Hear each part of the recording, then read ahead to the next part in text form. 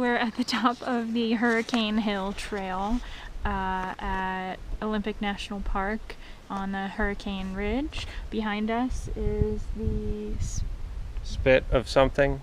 Dungeness Spit, where we went yesterday, the beach we went yesterday, and it kind of is really hard to see in the haze, but you can see Victoria, British Columbia across the water.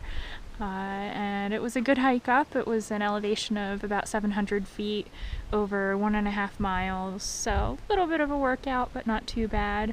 Would have been easier if we hadn't eaten Dairy Queen earlier. But yeah, just more beautiful views.